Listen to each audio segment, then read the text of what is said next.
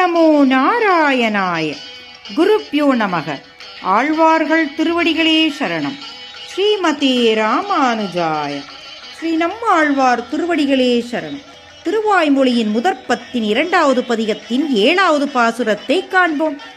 இந்த அண்ட சராசரங்களில் உள்ள அனைத்து லோகங்கள் உலகங்கள், அதில் உள்ள எழில்மிக்க பெருமை மிக்க அனைத்திற்கும் சொத்து சொந்தக்காரன் பகவான் என்றால் அதில் நாமும் அடங்குகின்றோம் அல்லவா?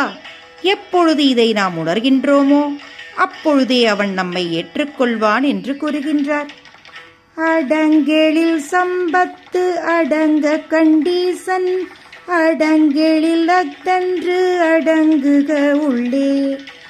இந்த பிரபஞ்சத்தில் உள்ள அனைத்து லோகங்கள் உலகங்கள் மொத்தமாக வைகுண்டம் பூலோகம் முற்றிலும், இதில் எல்லாவற்றிலும் உள்ள பெருமை மிக்க அழகான பொருட்களும் அனைத்திற்கும் அனைத்தையும் தன் சொத்தாக கொண்டவன் பகவான் என்ற பொழுது, இந்த ஜீவாத்மாவாகிய நாமும் அவனுடைய சொத்து என்று உணர்ந்து கொண்டால், இந்த ஞானத்தை நாம் பெற்றுவிட்டால், கண்டிப்பாக என் நிலையில் நாம் இருந்தாலும் அவர் நம்மை ஏற்றுக்கொள்வார், நம்மை காப்பாற்றுவார் என்று கூறுகின்றார்.